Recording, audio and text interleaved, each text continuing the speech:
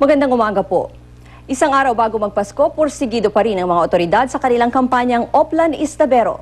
May flash report si June Veneracion. June.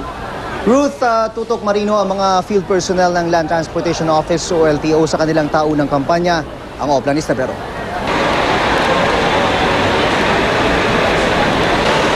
Kabilang sa kanilang binantayan ay ang mga bus terminal dito sa may Araneta area, lungsod ng Quezon. Ang mga enforcer na mismo ang pumapara sa mga taxi para masigurong hindi tatanggi ang mga driver na magsakay.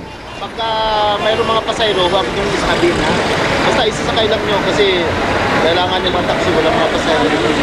Ha? Karaniwang reklamo na kasi ng mga pasahero tuwing Kapaskuhan ng mga taxi driver na namimili at nangungontrata ng pasahero. Yun nga lang, parang patentero na rin ang labanan dahil kapag may nakabantay, tumitino ang mga taxing istabero. Pag alis naman ng mga otoridad, balik na naman ang mga taxi driver sa pamimili at pangungontrata ng sakay.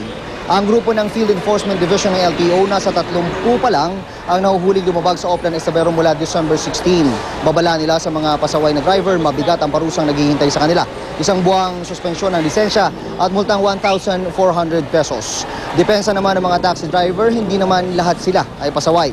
Mas marami raw ang mga matitinong handang magserbisyo publiko.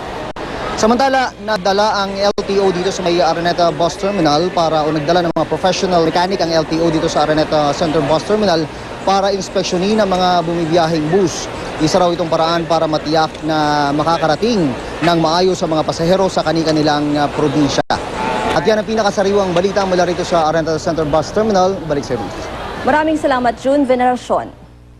Mula sa Tahanan ng Katotohanan, ako po si Ruth Cabal.